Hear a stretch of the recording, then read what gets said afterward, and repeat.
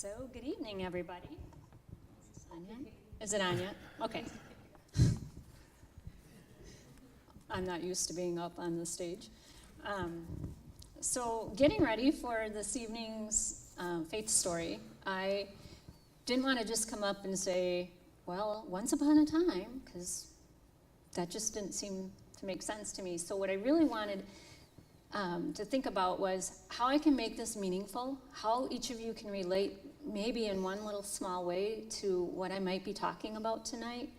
And when I was asked to give my faith story, I was totally pumped, really excited, and then I was like, oh, what did I just do? But here I am, and being as brave as I can be.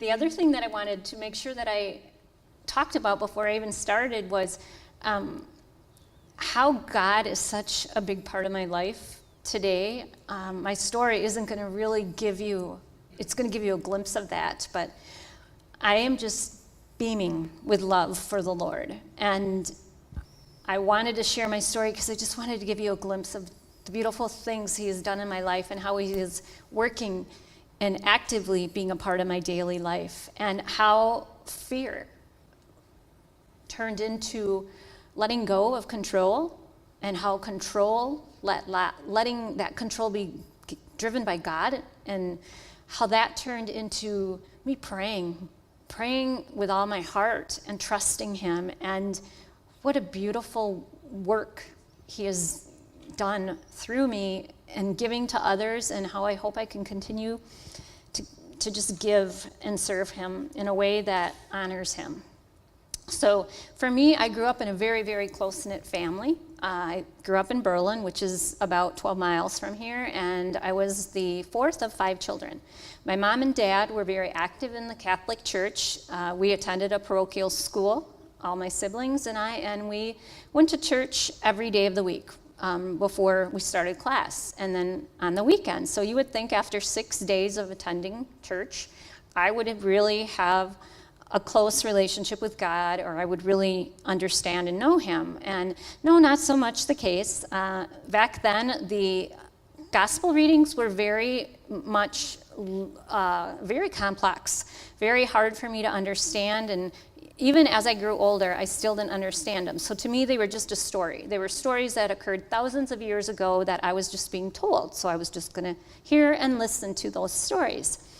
God was part of my life, but in my relationship with Him was associated with fear.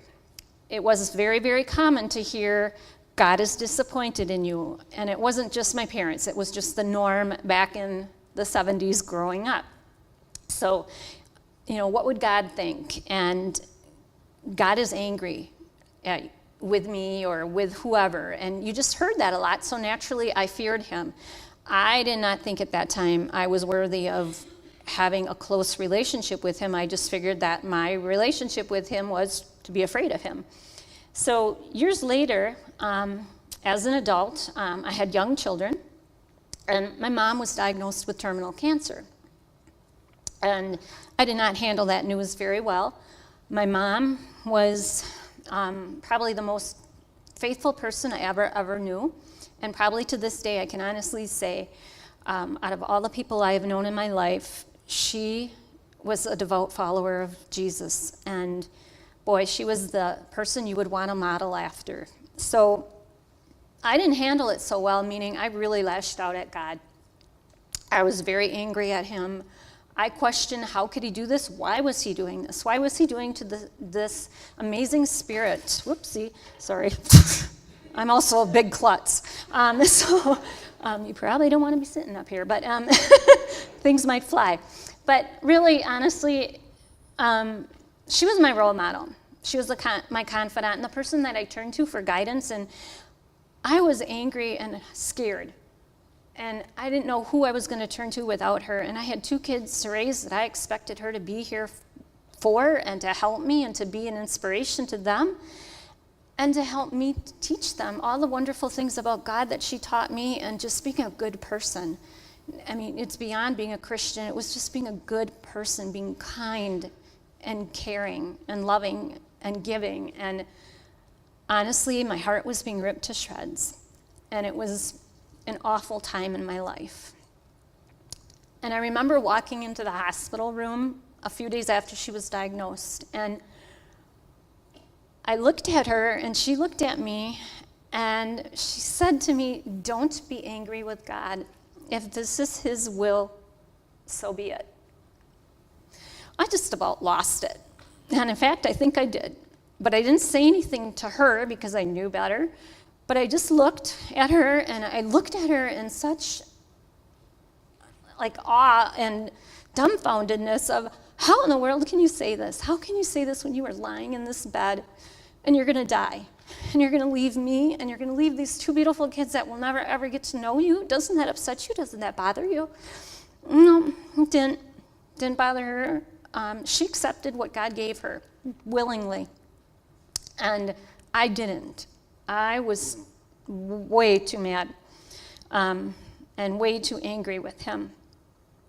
Well, that was my mom's faith in him, in Jesus and in God. She was a loyal servant to the very end of her life. It was fear. I know that now. Fear that brought out the anger in me. I didn't really mean to blame God for what was going on with her. I was just scared, and I didn't know where else to turn. So about 10 years after my mom passed away, another significant life-changing event occurred in my life. Now, you would think the way I handled my mother's news probably would be the same way I handled this changing event, but I can't explain why, but I didn't react that way. Instead, I didn't push God away. I reached out to him and prayed. I prayed for him to help me get through the changes that were going on in my life, and he did. Amazing, the power of prayer. Barry said a couple weeks ago, for those of you that were here in church, prayer is a gift, and for me, it was a beautiful present. It was the best gift ever. So God was there every step of the way with me, holding my hand. I never felt alone. He walked right beside me, and that's when I realized during my mom's illness, he was there the whole time for me. He was just waiting for me to reach out to him. And what my mom said to me in that hospital room really started to make sense. And then I began to know God better. So I've continued to go closer to God. As I continued that journey, I would sit in church here, and I would just feel so much love for him. I'd find myself crying in church, and the first couple times I was embarrassed because I was like, oh great, here are these tears come, and I can't control this, and they're just coming down, and people are wondering, what kind of nut job is this? Somebody get her out of here. She's losing it. And no, it wasn't that. It was tears of joy and love for the Lord, because he was working wonderful things in me, and I could come to church and feel so recharged and refreshed. And he would just rejuvenate my spirit and my soul, and I was completely in love with him in a way that I could never, ever explain. So by inviting him into my heart, I was also inviting him to take an active role in leading my life. My heart was so full of love for him that I was bursting for ways to honor him. And I searched and I searched and I searched. I tried different things out. There were different ministries here through church. I tried a couple of them, and I knew that there was a purpose for me, and I still believe I have more certainly to give the Lord. One of the ways is I'm very, very humbled to be part of the chaplain ministry through our church.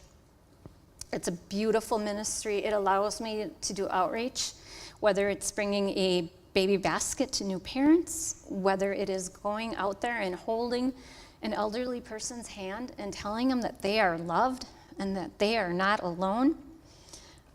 I know God is living in me. He's teaching me ways to serve him and grow in my relationship with him. So before I leave today, I just want to share with you a daily devotion, part of one that I really try to follow on a daily basis. I really enjoy reading my daily devotions, and it's just a great way for me to start my day. So this one is from Galatians, and it's rest in my radiant presence. The world around you seems to spin faster and faster till everything is a blur. Yet there is a cushion of calm at the center of your life where you live in union with me. Return to the soothing center as often as you can, for this is where you are energized, filled with my love, joy, and peace. So thank you for listening.